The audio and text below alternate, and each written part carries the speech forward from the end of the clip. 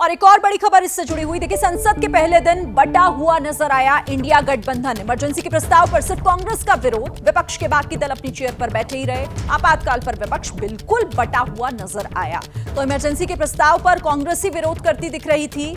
सदन में बाकी जो दल थे विपक्ष के, वो अपनी चेयर पर बैठे हुए नजर आए।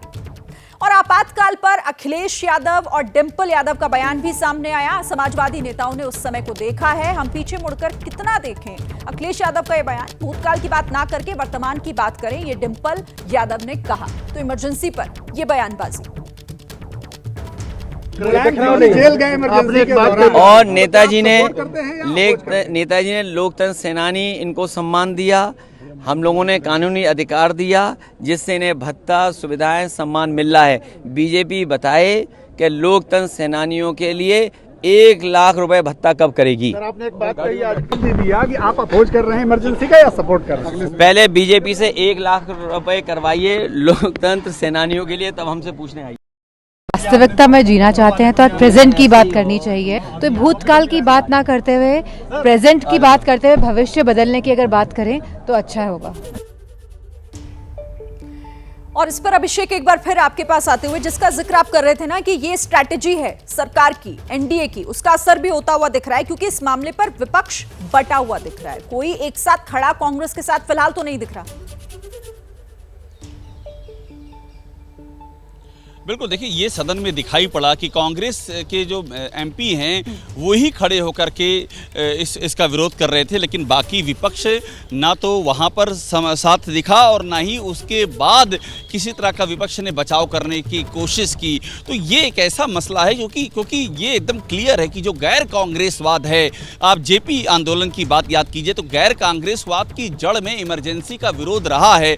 उस ज़माने में आप जेपी की बात कर लें और इसके अलावा चौधरी चरण सिंह की बात कर लें, नेताजी मुलायम सिंह यादव की बात कर लें, इन सब की बात कर लें, ये सब इमरजेंसी के खिलाफ खड़े हुए थे। जनता दल हो गया और जनता कांग्रेस से टूटे हुए जो टूट करके नेता आए थे, बीजेपी जनसंघ उस समय हुआ करता था, बाद में बीजेपी हुई, ये सब के सब थे। तो बीजेपी को ये अच्छी तरह से मालूम है कि जब इमरजेंसी की बात आएगी तो कांग्रेस वहां पर अकेली पड़ेगी। तो ये भी एक दिखाने की कोशिश और कवायद थी और साथ में एक एग्रेसिव स्टैंड भी रखने की एक योजना थी पूरी। वो दिख भी रहा था। ठीक है अभिषेक, आप हमारे साथ रहिए। लेकिन आपातकाल को लेकर जिस तरीके से चर्चा हो रही है, आपातकाल से हुआ था क्या हाल हुआ था उस दौरान देश भर में, आप इसे भी समझिए इस बिग वॉल के जरिए। देखिए, देश भर में आपातकाल के बाद चुनाव स्थगित हो गए थे, कहीं पर भी कोई चुनाव नहीं। नागरिक के जो मौलिक अधिकार थे उन्हें निलंबित कर दिया गया था, क्योंकि देश में आपातकाल लागू था। अभिव्यक्ति की आजादी का अधिकार नहीं था किसी को भी, यह भी उस दौरान हुआ। तो आपातकाल से क्या हुआ, विपक्ष के नेताओं की गिरफ्तारियां होनी शुरू हो गई थी। जो विपक्ष के नेता थे उन्हें गिरफ्तार किया जा रहा था। वाजपेयी, आडवाणी, जयप्रकाश नारायण जैसे जो नेता थे, इन तमाम लोगों को, इन नेताओं को जेल भेज दिया गया था।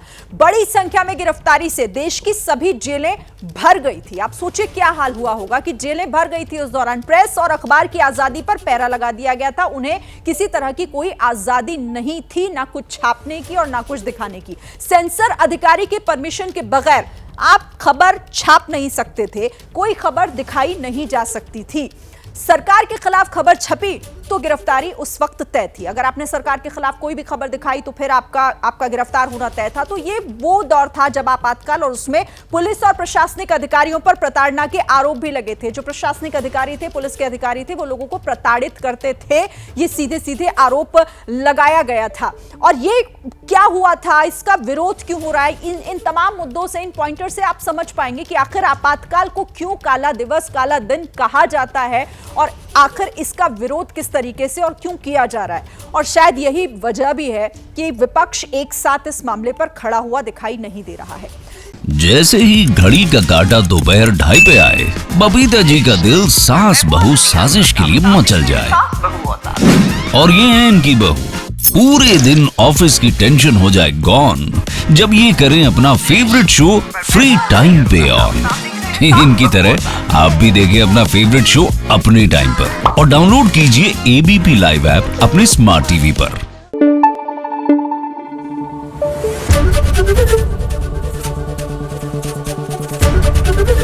एबीपी न्यूज आपको रखे आगे।